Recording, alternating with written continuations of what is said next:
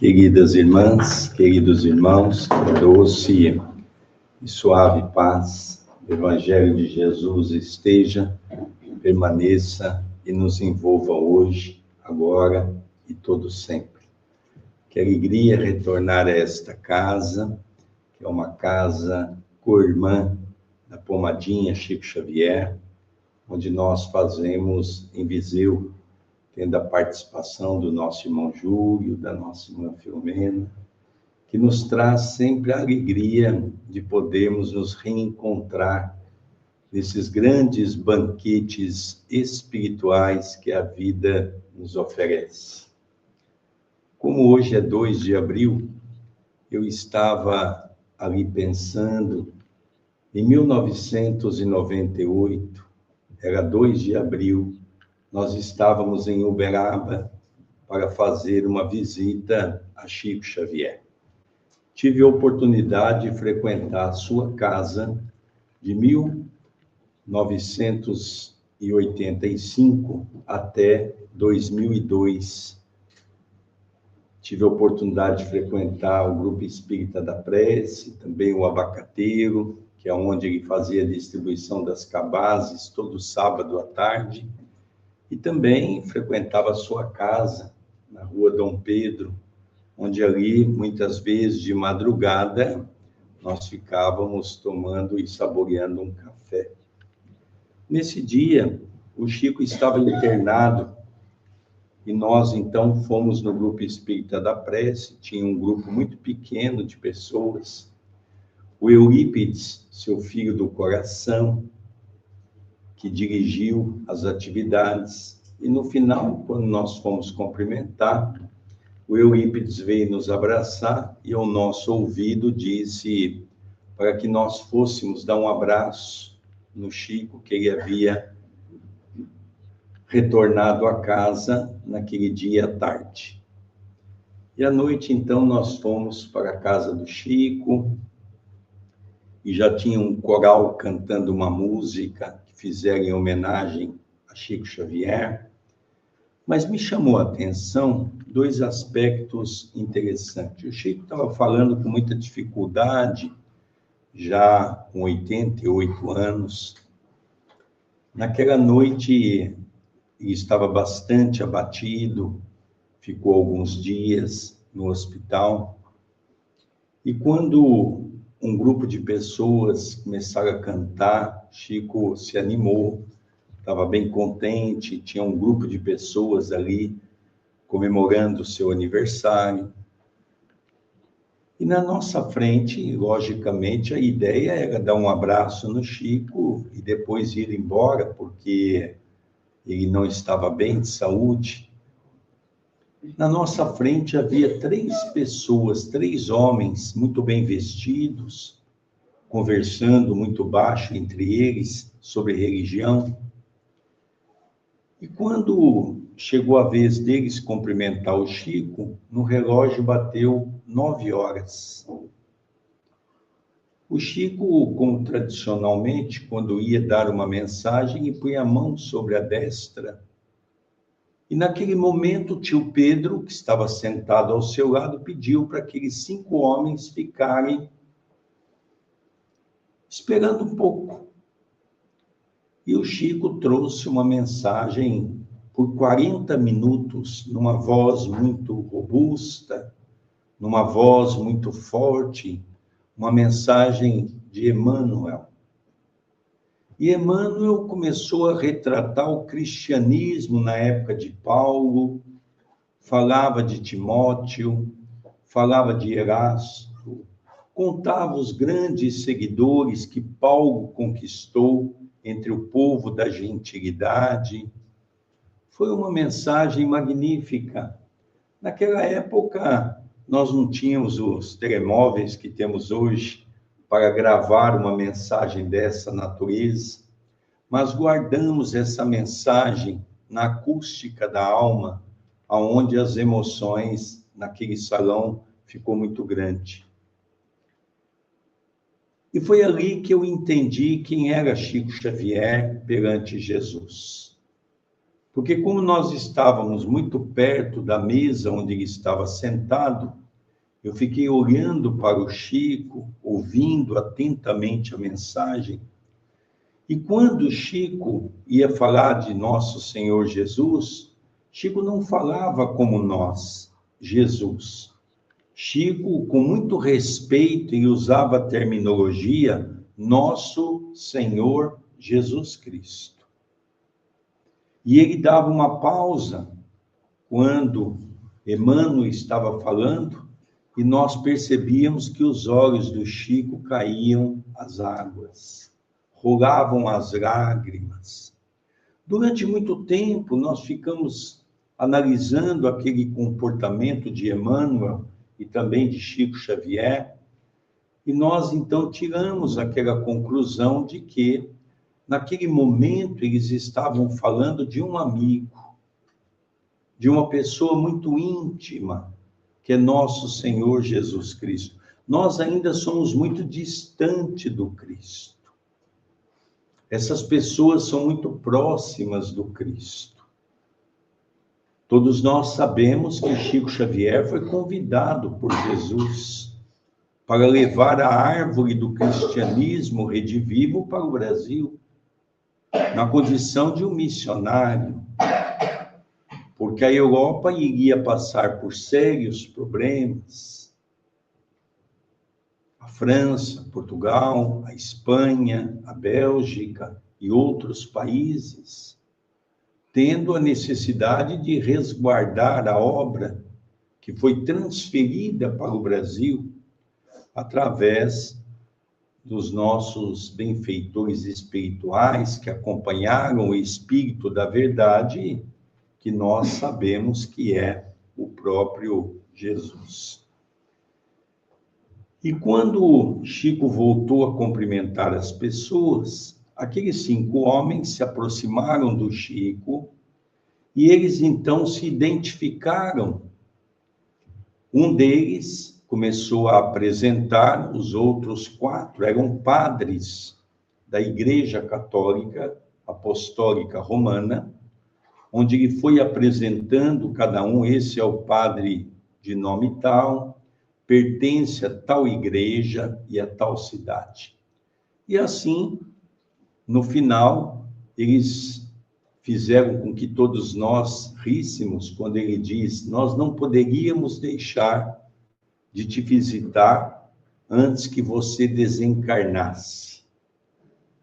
E ali todos sorriram, porque foram os padres que estavam usando terminologia espírita, para nós termos uma ideia e o respeito que as religiões tinham por Chico Xavier.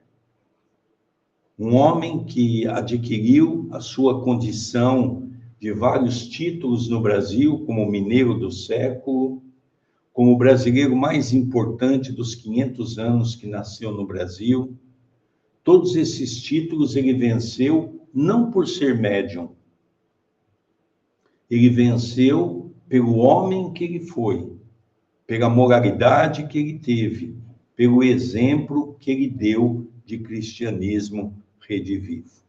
Então, nós não poderíamos deixar de lembrar dessa figura tão carismática, onde nós tivemos a oportunidade de conviver, todas as atividades do CEPAC, que é a nossa casa espírita, que agora, dia 14 de março, completou 125 anos de existência, está entre as 10 casas espíritas mais antigas do planeta em exercício.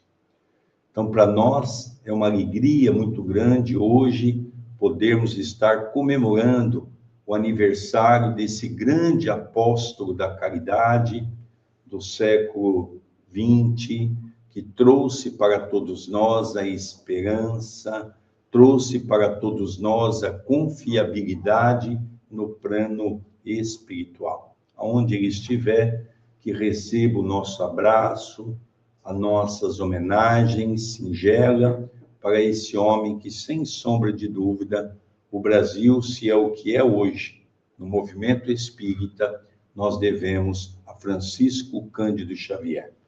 Tivemos grandes trabalhadores, como o Dr. Bezerra de Menezes, como Eurípides Barçanufo e tantos outros, Caibar Schutel, muitos que fizeram nome no Brasil. Mas missionário ao pé da letra foi Chico Xavier, que com muita sabedoria preservou essa doutrina de luz. Hoje nós vamos falar sobre a paz. Esse momento tão importante que a Terra vivencia, esse momento pela qual todos nós somos convidados a refletirmos um pouco qual deva ser o papel que cada um de nós devemos desempenhar perante o Evangelho do Cristo. Afinal de contas, nós não estamos apenas numa doutrina cristã, nós estamos numa doutrina reveladora, consoladora, e nós vamos tentar relembrar um pouco a história da humanidade. Nós vamos tentar relembrar um pouco a história da nossa vivência até agora, com os conhecimentos que a doutrina espírita trouxe para todos nós. Vamos relembrar que há mais ou menos 5.000 anos atrás, nós começamos a receber um número muito grande de espíritos de uma região chamada Capela, no universo, e nós conhecemos essa história como os exilados de Capela. Quando nós lemos o livro A Caminho da Luz, do Espírito de Emmanuel, pela lavra mediúnica de Francisco Cândido Xavier, nós vamos entender claramente que era um povo altamente conhecedor, inteligente, que quando eles chegaram aqui no nosso planeta, lógico que eles não encontraram um planeta vazio, eles encontraram bilhões de seres que aqui se encontravam na condição primitiva, espíritos recém-criados por Deus, como nos explica em O Livro dos Espíritos, que Deus está sempre criando. Como Leon Denis, na sua obra, vem nos dizer um estudo científico de que nós nascemos no mineral, vivemos no vegetal, animamos no animal e sobrevivemos no hominal. No livro Consolador de Emmanuel, ele diz, e sublimamos no angelical, que é o processo evolutivo natural de todos nós na Terra. Não só é verdade que esse povo tinha uma inteligência tão grande, que até hoje não se consegue explicar nas grandes universidades de engenharia, os homens mais modernos e maiores conhecimentos da Terra, como foram feitas as pirâmides. E a maneira com que fizeram as pirâmides naquela época. Isso demonstra claramente que um povo muito mais inteligente do que a nossa era já viveu aqui na Terra. Isso demonstra que uma raça muito mais inteligente aqui esteve conosco. Então, nós começamos a perceber que essas criaturas, nós vamos buscar o primeiro momento da humanidade, marcado com Moisés. Moisés era aquele homem que guiava um povo itinerante. Eles estavam à busca de uma terra chamada a Terra Prometida. Era um povo que se identificava como o povo hebreu. E num determinado momento, Moisés sobe a um monte, num sonho que ele teve da espiritualidade, dizendo que Deus o chamou para que ele pudesse trazer uma mensagem para o seu povo. E todos nós conhecemos a Tábua da Salvação, que é os 10 mandamentos, que foi escrito numa pedra, e que as 3 primeiras mensagens eram o amor que nós deveríamos ter para com Deus. Um Deus Pai, um Deus único, um Deus verdadeiro. As outras 7 leis o amor que nós deveríamos ter pelo nosso próximo. Não roubarás, não matarás, não cobiçarás a mulher do vosso próximo, honra seu pai e a sua mãe. E assim nós vamos percebendo gradativamente esse aspecto importante dos 10 mandamentos. Em 1969, muitos aqui já ouviram falar de um programa televisivo que marcou a televisão brasileira, que foi o programa Pinga Fogo, onde Francisco Cândido Xavier se submeteu a respostas de um grupo de jornalistas e também um grupo de religiosos. Num determinado momento, Chico trouxe uma grande referência para os religiosos que ali estavam. Trouxe algo desconhecido, porque quando um religioso lhe pergunta, Chico, qual é o maior mandamento que o povo que seguia o Velho Testamento, o povo judaico, tinha? Para os espíritas ele é importante.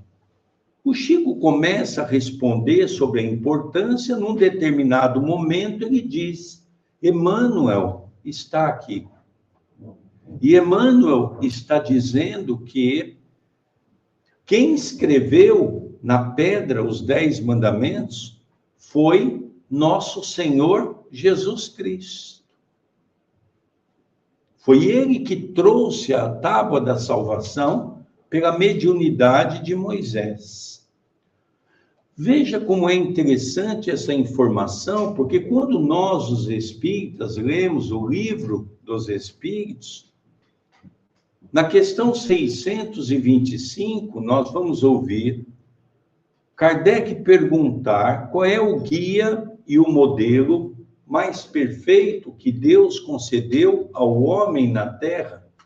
E os Espíritos respondem, vede Jesus.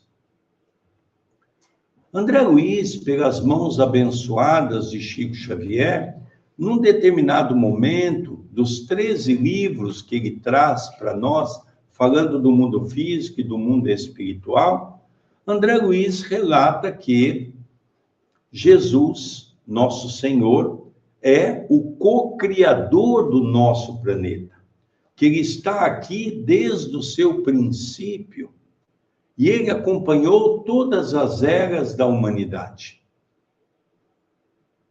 Caminhando um pouco mais, vamos chamar esse momento da era primitiva. Caminhando um pouco mais, Jesus veio e assumiu um corpo físico. Trouxe para nós uma lei que até então nós não conhecíamos, a lei do amor. O que nós conhecíamos era a lei de Talião, do Velho Testamento, olho por olho, dente por dente. Se você fizer alguma coisa para mim, eu vou retribuir a ti. Esse era um momento que se vivia naquela época. E Jesus traz um conceito totalmente diferente, que é o conceito do amor. Mas não esse amor que nós conhecemos. O amor que nós vivemos hoje é o amor egóico. Nós amamos a pessoa até o momento que a pessoa não cometa um deslize para conosco, não diga não. O amor passa, muitas vezes, de acordo com a nossa postura, de amor para ódio em questão de segundos. Eu digo que o amor e o ódio, da maneira que nós vivemos na Terra, andam na mesma linha. Apesar de muitas pessoas dizerem que é o oposto, mas, na grande verdade, ela é algo que nos traz a mesma linha de continuidade, porque o nosso amor é um amor egóico, egocêntrico, um amor egoísta, um amor que só pensamos em nós. Então, o Evangelho veio trazer para todos nós, Jesus veio trazer uma nova mensagem. Vamos relembrar que Jesus era judeu. naqueles mesmos países que estão sendo bombardeados, é ali que Jesus nasceu. Jesus era de família judaica, portanto, seguia o Velho Testamento. Como Jesus começou a se destacar, há uma passagem do Evangelho muito interessante, porque Jesus havia e estava conversando com os doutores da lei, e eles queriam, de uma certa forma, pressionar Jesus. E um deles, de maneira maldosa, lhe pergunta: Senhor, qual o maior mandamento?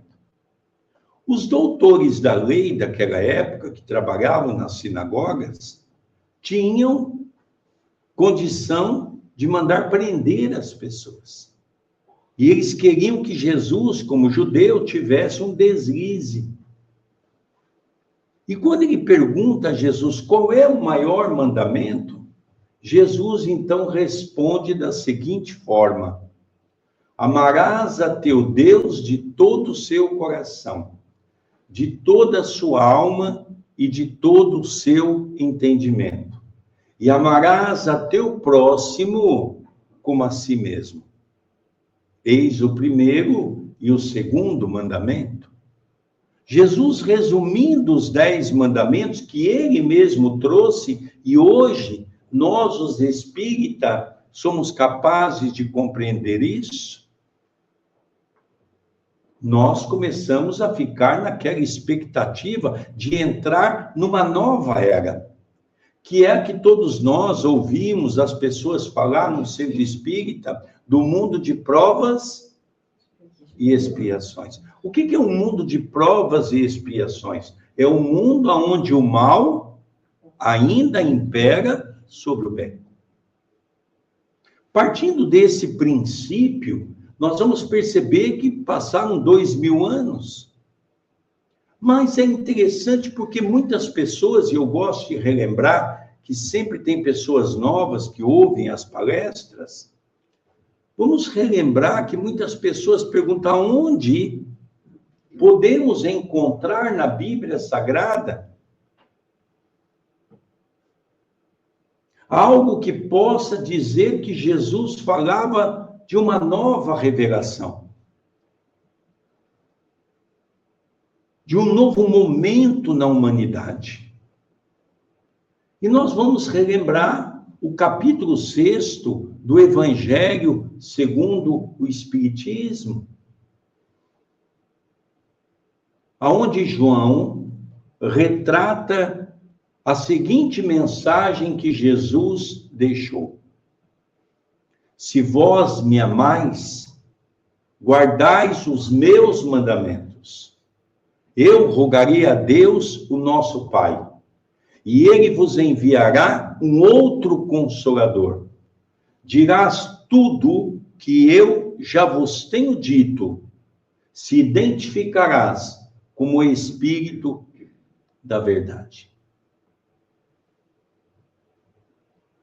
Quando vamos relembrar Hippolyte Léon Denisard Rivaio, um homem de uma cultura excepcional, francês, nasceu em 4 de outubro de 1803, numa cidade chamada Lyon.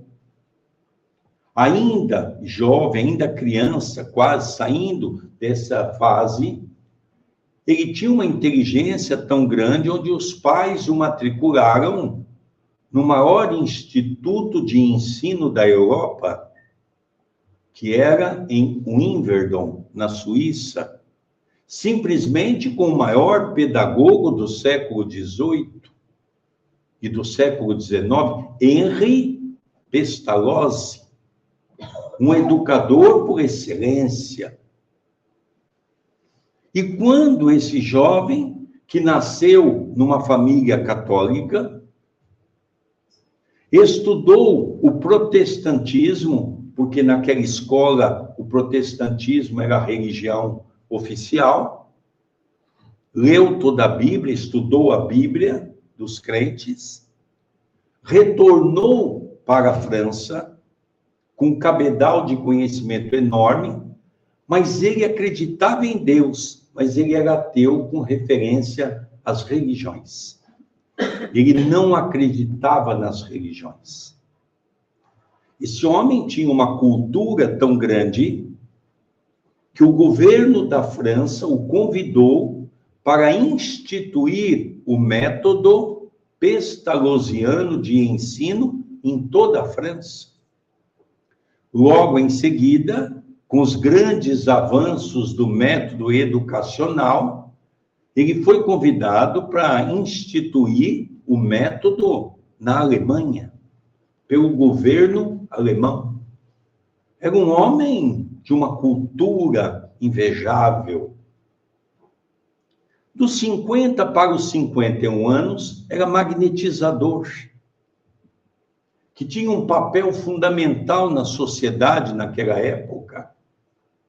Veja hoje as operações que nós temos nos hospitais, você toma uma anestesia e não se lembra de nada. Naquela época, os magnetizadores trabalhavam com o processo da hipnose. Quer dizer, enquanto a pessoa fazia a operação, estava sob a hipnose. Quando despertava a pessoa, só Deus sabia o que ia acontecer. Olha os recursos que Deus nos deu em questão de 150 anos para cá. E esse homem tinha um amigo chamado Forstier. Forstier convidava Hippolyte toda semana para ir assistir uma sessão de mesas girantes. Mesas que rodopiavam no ar. Depois de um ano, ele aceitou o convite porque já estava ficando chato. O amigo toda semana insistia e ele foi. Ele foi, ficou atento, olhou toda aquela movimentação mediúnica e quando o amigo lhe pergunta, Hippolyte, o que você achou? Ele diz uma frase célebre. Porque uma mesa, ele diz, por trás de um ser inanimado, existe um ser inteligente, porque uma mesa não tem cérebro para pensar e nem músculos para se movimentar. Existe uma energia que está movimentando essa mesa e nós precisamos estudar qual é essa energia. Quem está por trás disso? E aí ele começa o grande estudo. Naquele mesmo dia, ele chega em casa, ele tinha o hábito, como professor, de escrever as coisas. E conta que ele estava escrevendo algumas coisas e, de repente, na parede, ouvia... Ele parava de escrever. Ele pegou novamente a pena, começou a escrever... As pancadas voltaram por 3 ou 4 vezes até que ele parou de escrever. Voltou na sessão seguinte, aí ele já viu um trabalho diferente de pessoas que estavam com um mecanismo ali de uma cesta, colocava a mão, a cesta escrevia. Ele mandou perguntar quem era aquele espírito e o que ele queria. E ele respondeu que ele era um espírito da verdade. E o que ele estava escrevendo não estava correto. Que era para ele se atentar um pouco mais no que ele estava escrevendo. Veja, 18 séculos depois, o espírito da verdade retornou entre nós. Para começar uma nova era que nós vamos chamar de mundo de regeneração. Eu penso que todos aqui, que já frequentam o centro há algum tempo, já ouviu falar da transição planetária. Mas eu penso que poucos de nós efetivamente procuramos entender o que é a transição planetária. Porque já não dá mais para esconder essa verdade. Nós vamos hoje tentar mostrar um pouquinho desse trabalho, o que Jesus espera de cada um de nós. Assim, nós vemos as 3 etapas da humanidade, depois ainda teremos a etapa dos mundos ditosos e depois dos mundos felizes. Né? Quem vai ficar no mundo de regeneração? Quem vai fazer as escolhas? E é nisso que nós vamos conversar um pouquinho sobre esse aspecto. Vamos no túnel do tempo, voltar um pouquinho, 1935. Francisco Cândido Xavier publica o seu 2º livro. O primeiro, que se destacou no mundo todo, que foi o Parnaso de Além-Túmulo, os poetas redivivos retornando à baila, poetas brasileiros e poetas portugueses, com uma maestria invejável, indiscutível. O 2º livro tem como título Cartas de uma Morta. Foi escrito pela sua mãe, Maria João de Deus, uma senhora lavadeira. Lavava roupa para sobreviver, para ajudar o seu pai, João Cândido Xavier, que vendia bilhete da sorte na rua, e com isso eles sobreviviam com 9 filhos. Chico teve, do primeiro casamento de João Cândido Xavier, 9 filhos, depois mais 6 com a dona Cidária Batista. Mas Chico, nesse livro, a mãe fica ausente do Chico e é levada para conhecer esses planetas que giram em nosso redor, que todos nós já ouvimos falar desses planetas. São conhecidos por nós. E ela define quais são os espíritos, vai falando, esse planeta tem os espíritos superiores, esse planeta tem espíritos inferiores, e ela foi. Até que num determinado momento, na questão 107 e 108, ela fala de um mundo, um planeta gerido por 3 sóis.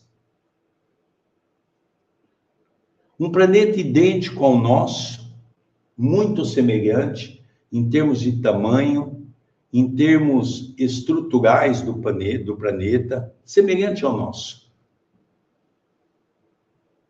O Chico dizia que esse planeta seria o chupão, porque seriam levados espíritos em grande quantidade por um sistema de sucção.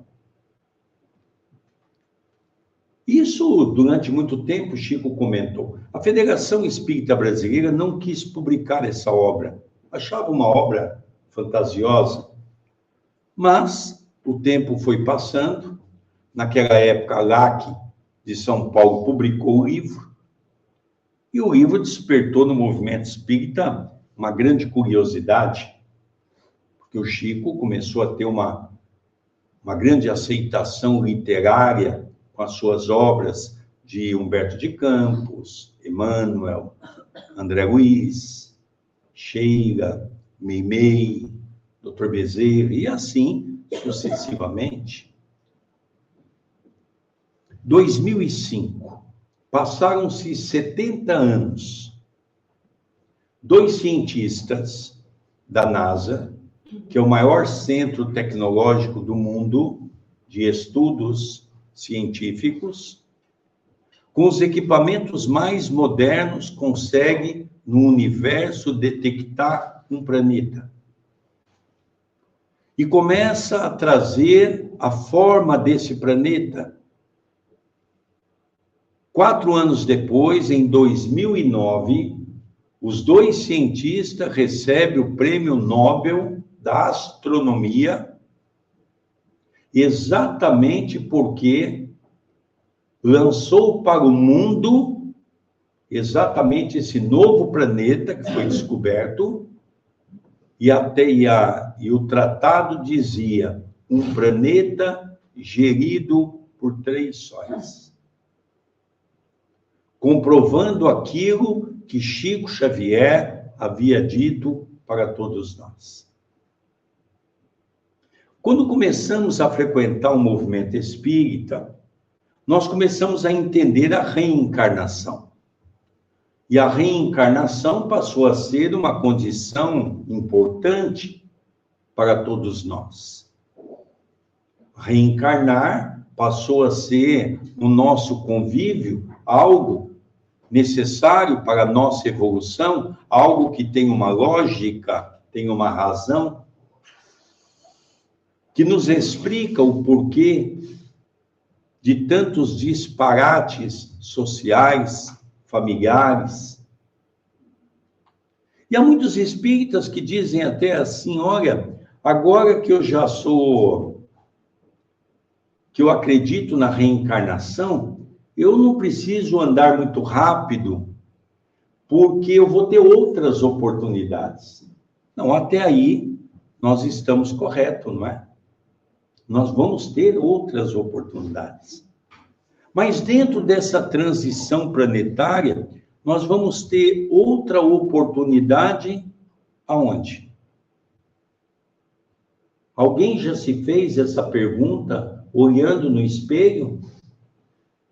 Nós vamos continuar no planeta Terra, no mundo de regeneração? Porque as reencarnações estão se esgotando para o mundo de provas e expiações. Nós vamos para onde? Para onde? Ou nós ficamos aqui no planeta de regeneração, ou nós vamos para um planeta primitivo, como foi os exilados de Capela. Ah, muito bem. Agora, nós somos merecedores? Porque não é só a nossa vontade que diz. O que nós estamos fazendo para ser merecedores e ficar aqui? É esse o tema. Vamos entender do que se trata a paz. Nós temos paz? Nesses momentos que estamos praticamente com a Terceira Guerra instalada no mundo todo, nós temos paz? Vamos aqui fazer uma reflexão no que a irmã comentou, se nós somos merecedores. Vamos pegar essa semana, hoje é quinta-feira, de segunda até hoje. Qual tem sido o nosso comportamento dentro do nosso lar? A televisão ligada? Se a televisão está ligada, você está assistindo o quê? Jornal sobre a guerra? E você está contribuindo com o quê para o Evangelho?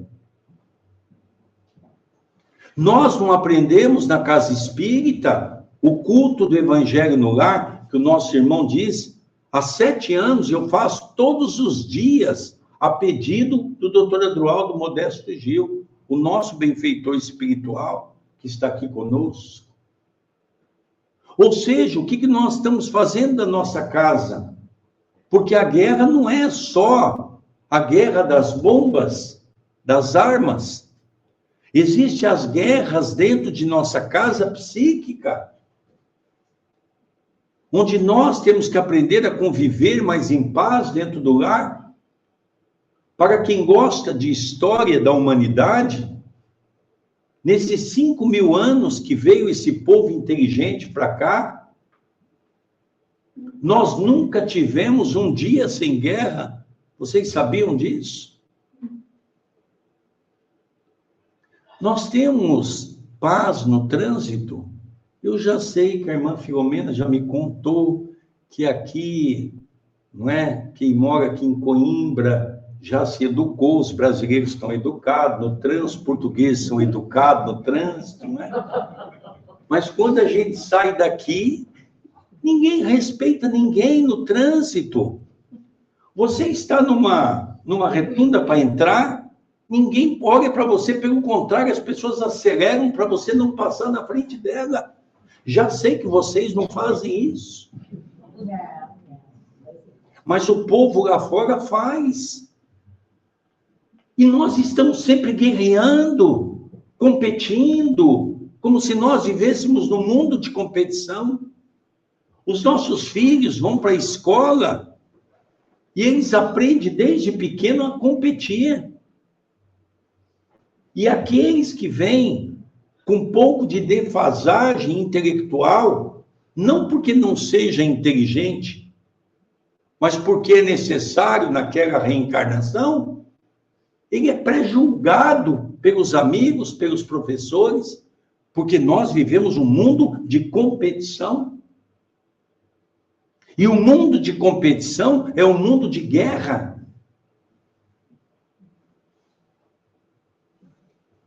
Então, hoje, nós precisamos refletir o que verdadeiramente nós estamos buscando para esse momento. E aí nós vamos ver aqui, desse novo livro que o André está publicando, que muitas pessoas perguntando qual é o novo livro do André, né? É o livro Jesus, Sol da Alma. Depois eu vou pedir para pegar o do André e o da Gra, para me falar no final dos dois livros. Então, ele, no momento, faz uma pergunta para nós. O que busca? Se busca paz no mundo, que é o que nós queremos. Nós estamos todos aqui ansiosos, porque ontem o Trump, me parece que deu uma notícia de que ele ia dar uma entrevista e todo mundo está esperando a entrevista, que ele assine um termo de paz ou que ele pare de bombardear. Vai adiantar as coisas do mundo? Não. As guerras vão continuar porque nós não estamos contribuindo com o nosso pensamento individual para que a guerra possa ser extirpada. Recorda que ela não reside fora de nós, mas sim no íntimo do seu próprio ser. Então, a guerra, nós temos que começar a trabalhar dentro de nós. Vocês sabiam que 70% das doenças que hoje são apresentadas perante a ciência médica são chamadas de doenças ocultas? Onde você tem todo o sintoma e vai fazer os exames nos equipamentos mais modernos e não acusa nada? Porque muitas vezes o seu pensamento está tão negativo que você tem um espírito te acompanhando que desencarnou com aquela doença. E perispiritualmente ele está tão perto de você que ele está transmitindo a você as energias negativas que ele tem. E você, por assimilar essa negatividade que nós estamos vivendo hoje, nós captamos isso. Por isso a importância do culto do Evangelho no Lar, fazermos a prece ao longo de vários momentos do nosso dia, ler um livro reconfortante, para que nós possamos sair dessa faixa espiritual. Caminhando um pouquinho mais, nós vamos ver aqui, nesse mesmo livro do André, onde encontrar a paz. Bom, nós já vimos que a guerra está instaurada dentro de nós, dentro da sociedade como um todo, mas onde encontrar a paz? Muitas pessoas podem dizer, muitas vezes procuramos reconforto nos templos de oração. Isso é verdade. Quantas pessoas vêm aqui para buscar, dizer, hoje é quarta-feira, hoje é quinta-feira, é dia de eu tomar passe lá no centro. E a gente às vezes chega aqui tão carregado, depois a gente diz assim, eu estou igual uma pena, estou tão leve, tomei um passe, estou me sentindo tão bem, não é? Até o momento que você sai lá fora.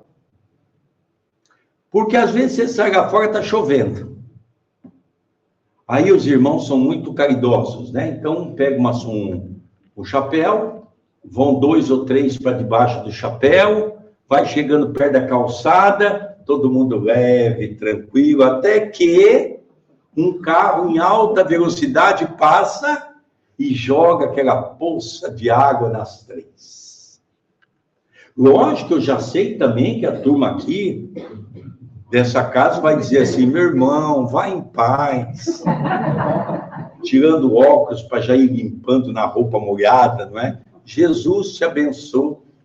Mas lá no Brasil nós vamos fazer uma referência à mãe dele. Aquelas referências, sabe, bem assim, né, calorosa, amiga, não é? Quer dizer, pronto, o passe já foi embora. Você já saiu do estado de paz para um estado de guerra. É assim que nós vivemos.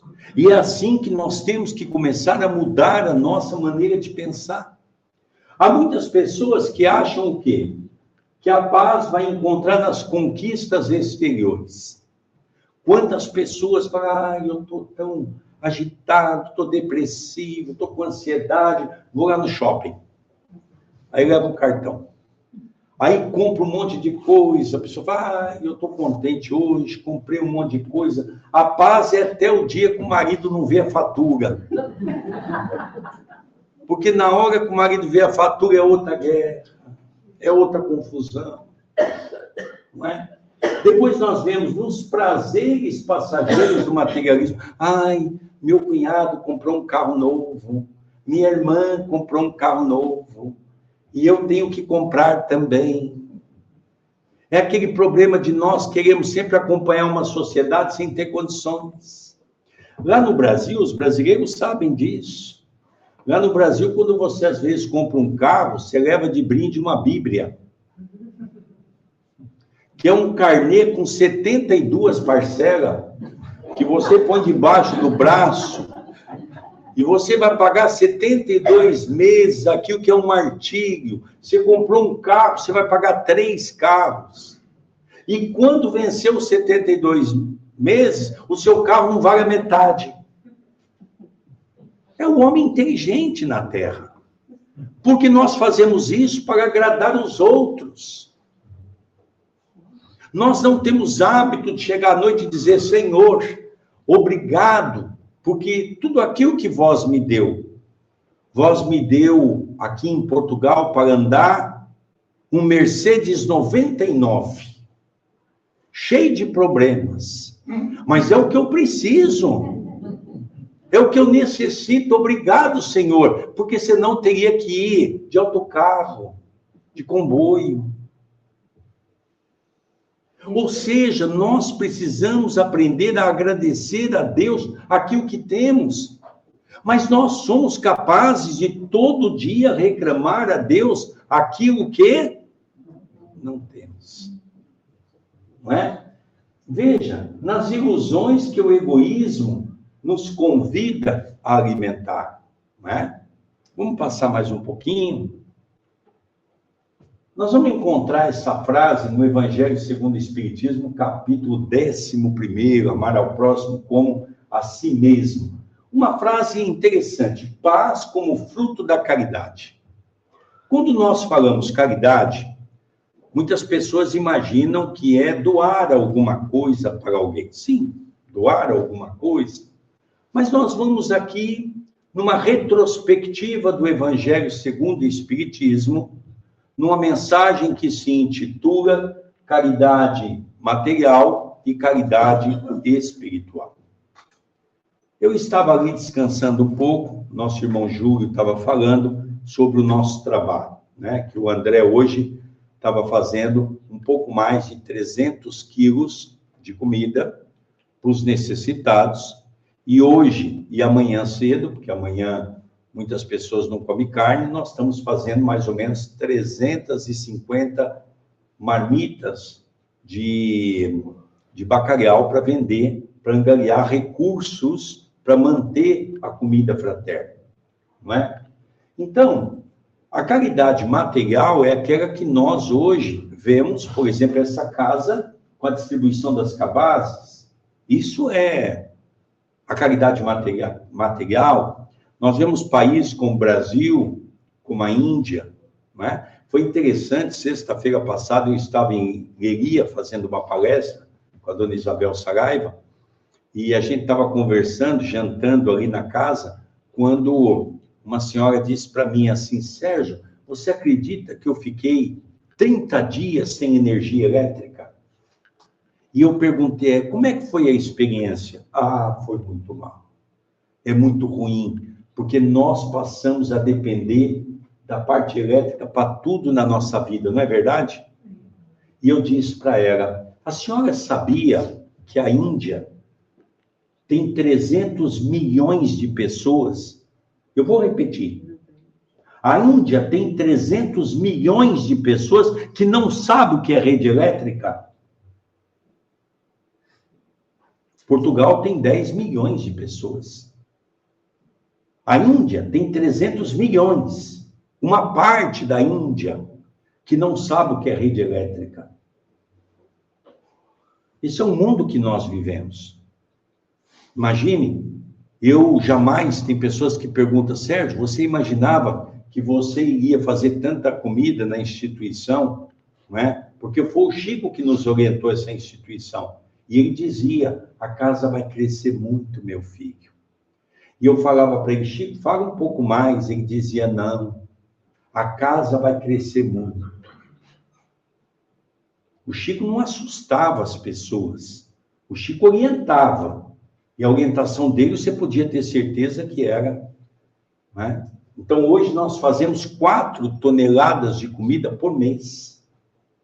Nesse ano, 2026, em torno de 50 toneladas. Eu acho que a gente tem até dificuldade de tentar imaginar o que é isso de comida, não é? 50 toneladas de comida, uma única instituição. Então, isso é a caridade material. E depois nós temos a caridade espiritual, que essa aí, todos que estão aqui, não existe ninguém tão pobre, mas tão pobre, que não é capaz de dar um sorriso a quem se encontra desesperançado. Aqui não existe ninguém tão pobre que não seja capaz de se preparar adequadamente para aplicar um passe magnético, ajudando aqueles irmãos que estão com problema de saúde. Aqui não existe nenhuma pessoa tão pobre que não seja capaz de levar uma palavra amiga a quem passa por sofrimentos terríveis. Para nós termos uma ideia que a caridade está nos 2 âmbitos e todos nós podemos fazer caridade. Eu me lembro, Madre Teresa de Calcutá, quando esteve no Brasil, um jornalista lhe perguntou, Madre, o que os necessitados mais precisam de nós? E ela diz, pasmem, não é o nosso dinheiro, que muitas vezes não sabemos doar. É o nosso amor, que se encontra oculto dentro de nós. Então, nós percebemos que a caridade é um aspecto interessante. Não há verdadeira paz sem caridade. Não é? Então, nós vemos que a paz sem a caridade não tem como. E todos nós somos importantes para esse momento. Todos nós somos importantes para Jesus. Jesus espera que cada um de nós que estamos tendo acesso à terceira revelação, que é a doutrina espírita, possamos definitivamente trazer esse conceito para dentro de nós e começarmos a mudar a nossa maneira de ser. Começar a tentar mudar esse homem velho que está dentro de nós. Isso não quer dizer o velho continente. Nós estamos falando de maneira global, porque a maioria das pessoas que vivem no Brasil viveram no velho continente. Chico Xavier falou que 30 milhões de pessoas saíram aqui da Europa e reencarnaram no Brasil para a edificação do cristianismo redivivo. Ou seja, nós não temos um lugar. Aqui os nossos irmãos portugueses não são portugueses, se encontram temporariamente como portugueses. Os brasileiros que aqui estão não são brasileiros, estão temporariamente na condição de ter nascido no Brasil. Com certeza já vivemos em vários outros lugares desse planeta, desses rincões abençoados do Brasil. O que nós precisamos é começarmos a trabalhar com as nossas imperfeições, para podermos encontrar a paz que todos nós estamos à busca dentro do Evangelho. Que Jesus nos abençoe, que Jesus nos ilumine, que Jesus nos reconforte hoje, agora e todo sempre. Eu vou falar um pouquinho dos livros que eu vi o nosso irmão comentar, porque quando nós começamos a receber o convite da cidade de Viseu, em 2014, na Copa do Mundo do Brasil, que nós viemos para Portugal a convite da nossa irmã Julieta Marques, lá de Lagos, veio eu e o André Luiz, e nós fizemos um ciclo de palestra. E nesse ciclo de palestra, o nosso irmão Arnaldo Costeira nos procurou, que era o presidente de Viseu. E ele, então, nos questionou se nós fazíamos a pomadinha no Brasil. Eu disse, sim, já fizemos a pomada do Vovô Pedro, fizemos ungüentos, e hoje nós fazemos a pomadinha Chico Xavier, que é a mesma receita. E ele, então, perguntou qual é a possibilidade de trazer a pomada para Portugal. E eu disse a ele, vamos consultar a espiritualidade. Nós não fazemos nada quando é um trabalho que envolve plano físico e plano espiritual. Porque a pomada, Chico Xavier um dia disse para nós, na casa dele, nós levávamos caixas de pomada para o Chico. O Chico distribuía pomada. E nós chegávamos na casa dele, o Chico dizia, vocês estão num trabalho que é o maior trabalho de materialização da Terra. O maior trabalho atual de materialização da Terra é o trabalho da pomada. Então, por isso que nós nos preparamos muito, com muitas reuniões. Tanto o Júlio quanto a Filomena vão frequentemente para Viseu. Nós estamos em 22 casas espíritas que se reúnem para poder confeccionar a pomada. Então, nós percebemos que começamos a fazer, submetemos ao doutor Adroaldo, que está aqui conosco. O doutor Adroaldo disse, sim, vamos fazer, desde que Viseu mande uma carta para todas as casas espíritas de Portugal, fazendo um convite. E ali, então, todos foram convidados, e aos poucos as casas foram se aproximando, né? Como esta casa aqui, que participa desse banquete espiritual que nós temos em Viseu, né? Então, esses livros, quando nos foi sugerido, eu acho que no movimento espírita nós temos que deixar as coisas bem pontuadas, não é? Graças ao bom Deus, não é para a minha manutenção, não é para as minhas viagens, não, isso é o meu esforço junto da minha esposa, esse compromisso. Esses livros foi pedido pelo Dr. Adroaldo para que nós pudéssemos auxiliar a pomada de Portugal, porque o custo da pomada não é barato, muitas coisas vêm do Brasil. O ano passado nós mandamos 50 mil potes daqueles brancos do Brasil. Isso tem um custo muito relevante, não é? Então, nós trazemos toda a essência do Brasil, nós trazemos tudo aquilo, compramos algumas coisas daqui. O que se compra aqui, divide para as casas que vão distribuir, as casas cooperam por cada caixa. E assim, uma parte, para que ficasse mais barato para as casas, nós contribuímos com o dinheiro dos livros. E, além disso, os livros servem para isso, como também para nós administrarmos os 4 toneladas de comida. Então, relembrando, tem pessoas perguntando qual é o novo livro do André, Jesus, Sol da Alma, que é um livro de mensagens do Espírito Natanael. Ficou muito bacana esse livro, e realmente é um livro para a gente estar o tempo todo lendo com mensagens atuais. O segundo é esse livro que eu queria mostrar, que é um livro, mas foi elaborado para crianças e para jovens, não é? Foi elaborado pela minha filha, que ela fez esse livro e disse para mim, papai, eu quero doar os direitos autorais para o centro, eu não quero nada desse livro. Porque os consultórios estão lotados de pessoas com ansiedade. não é? Que é uma das doenças atuais, muito mais concentrada do que a depressão ultimamente. E aí eu disse para ela, olha, Gra, mas eu vou contar aqui para vocês uma história, mas vamos ficar só entre nós, tá bom? Vocês não vão contar para ninguém, é uma fofoquinha, né? E eu falei para ela, me dá o livro para mim ler, porque eu queria ver o teor do livro, se tinha alguma palavra, algum termo que poderia estar em não consonância com a doutrina espírita.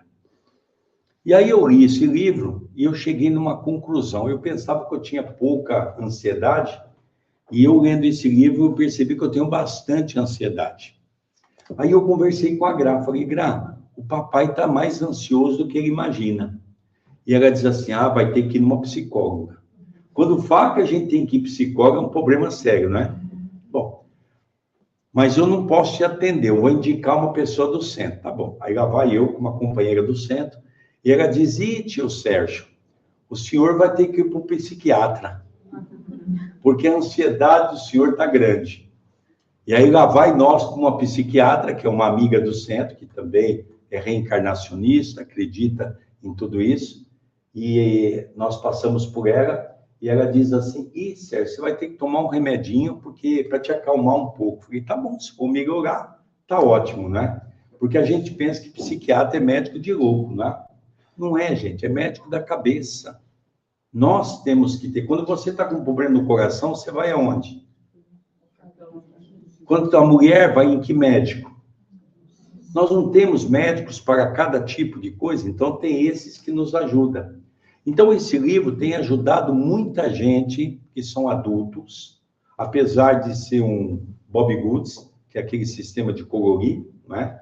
Mas tem muitas pessoas adultas lendo tudo isso, pintando, fazendo realmente tirar o estresse do dia a dia da ansiedade, e tem ajudado muito. Então, todas essas obras, toda a renda, como nos ensinou o Chico, é destinado ao trabalho das toneladas de comida no Brasil, né? Hoje eu conversava com o Toy e falou, Sérgio, mas e o problema da ansiedade? Eu disse para ele, eu poderia não ter nada disso. Minha vida é tranquila, fiz uma boa aposentadoria, sou uma pessoa que tem uma vida muito tranquila, não devo nada, procuro ter uma vida bem respaldada naquilo que eu tenho, mas a ansiedade é exatamente a preocupação com a casa espírita. Porque no Brasil, as instituições que é religiosa, como a nossa, ela não tem verba nem municipal, nem estadual, nem federal. Então, nós temos os livros, os amigos, as campanhas, como eu disse, que vai ter bacalhoada hoje e amanhã, lasanha, para a gente poder fazer, tá bom? Então, quem puder nos ajudar, fica aí o nosso pedido e a nossa gratidão para ajudar a Pomadinha também nesse ano aqui. Muita paz a todos.